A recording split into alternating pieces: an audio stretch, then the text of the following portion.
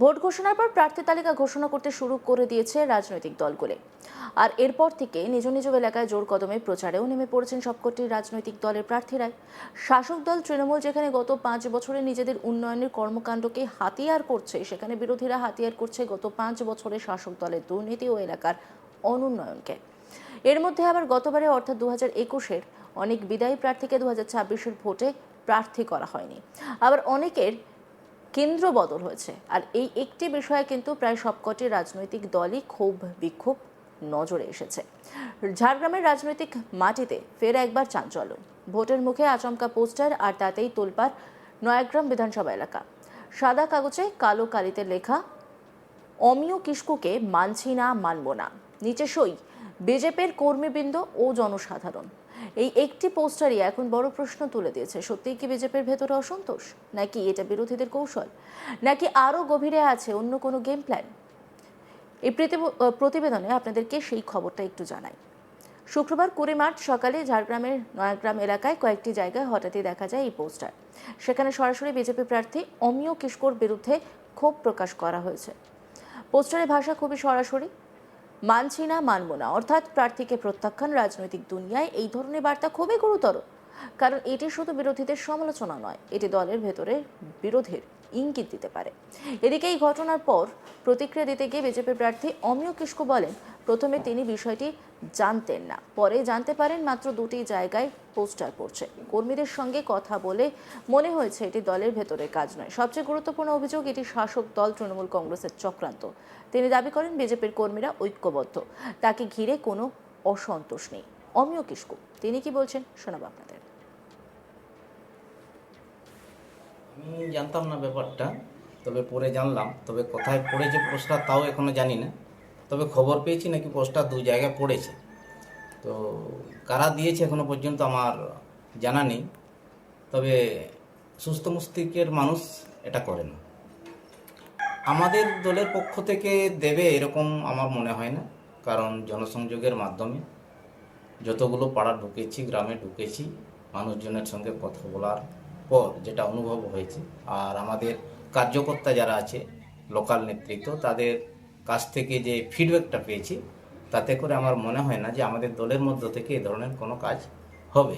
তা আমার মনে হয়, যেহেতু আমরা ভারতীয় জনতা পার্টির দল, আর উল্টো দিকে আমাদের শাসক গোষ্ঠী আছে, আমার মনে হয় তাদের কাছ থেকেই তারাই বোধহয় পরিকল্পনা মাফিক এই কাজটা করেছে।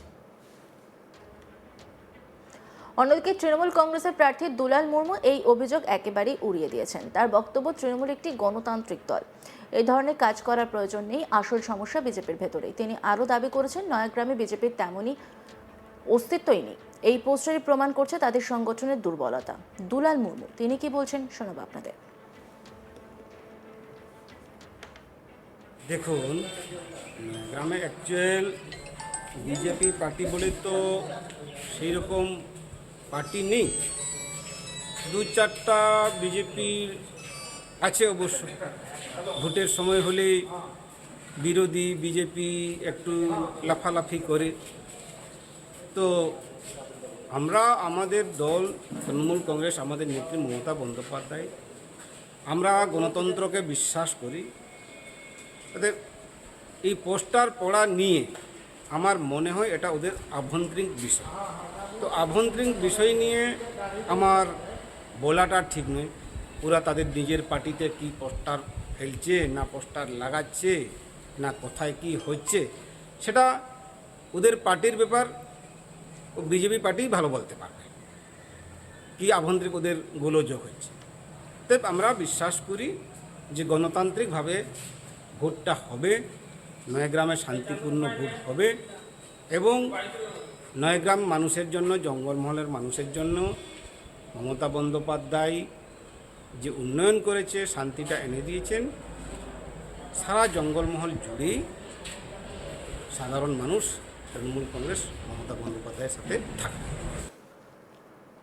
পোস্টার রাজনীতি পুরনো কিন্তু কার্যকর অস্ত্র। বাংলার রাজনীতিতে পোস্টার নতুন নয়, বরং এটি একেবারে গ্রাসরুট স্তরে প্রচারের শক্তিশালী মাধ্যম। কেন পোস্টার এত গুরুত্বপূর্ণ? সরাসরি বার্তা দেয়। পোস্টার পড়লে সাধারণ মানুষ দ্রুত বার্তা পায়। কম খরচে বড় প্রভাব। ডিজিটাল যুগেও গ্রামে পোস্টারের প্রভাব বিশাল। গোপনীয়তা বজায় থাকে। কে লাগালো সেটা অনেক সময় ধরা যায় না। এই নিয়ে একটি রিপোর্ট তুলে ধরেছেন আমার কলিগ, দেখাবো আপনাদের। নয়াগ্রাম বিধানসভা কেন্দ্রের বিজেপি প্রার্থী অমিয় কিস্কুর বিরুদ্ধে পোস্টার। এই পোস্টারকে ঘিরে চাঞ্চল্য। ঝাড়গ্রাম জেলার নয়াগ্রাম বিধানসভা কেন্দ্রের বিজেপি প্রার্থী অমিয় কিস্কুর বিরুদ্ধে নয়াগ্রামের বিভিন্ন এলাকায় পোস্টার পড়েছে এবং পোস্টারে লেখা আছে, অমিয় কিস্কুকে বিজেপি প্রার্থী হিসাবে আমরা মানছি না, মানব না। এবং শেষে লেখা আছে, ইতি বিজেপি কর্মীবৃন্দ ও সাধারণ মানুষ। যেটা নিয়ে জোর জল্পনা শুরু হয়েছে। সাধারণ মানুষের মনের মধ্যে দানা বাঁধছে যে এটা বিজেপির কোন্দল হতে পারে এবং রাজনীতি মহলে চর্চা শুরু হয়েছে, বিজেপি গোষ্ঠীদ্বন্দ্ব প্রকাশ পাচ্ছে। তবে এই বিষয়ে আমরা কথা বলেছিলাম অমিয় কিস্কুর সাথে। তিনি যেটা জানিয়েছেন যে তিনি প্রথমে জানতেন না, পরে খোঁজ নিয়ে জানতে পেরেছেন যে বিজেপির বিরুদ্ধে এবং তার বিরুদ্ধে কিছু পোস্টার পড়েছে এলাকাতে এবং তাকে প্রার্থী হিসাবে মানা হচ্ছে না বলে এই ধরনের লেখা আছে সাদা কাগজে কালো কালিতে লেখা পোস্টারগুলো। এবং তিনি যেটা জানাচ্ছেন যে কোনোরকম কোনো গোষ্ঠীকন্দল নেই, তার বিরোধিতা করছেন না। তিনি সব জায়গায় খোঁজ নিয়েছেন, সমস্ত কিছুই ঠিক আছে। তবে এটি শাসক দলের কাজ। শাসক দল তার বিরুদ্ধে অপপ্রচার চালাচ্ছে এবং যাতে তার বিরুদ্ধে অপপ্রচার চালা যায়, তাকে বদনাম করা যায় এবং মানুষের মধ্যে একটি ভুল ধারণা প্রতিষ্ঠা করা যায়, সেই লক্ষ্যে কিন্তু পোস্টারগুলো দেওয়া হচ্ছে বলে তিনি জানান।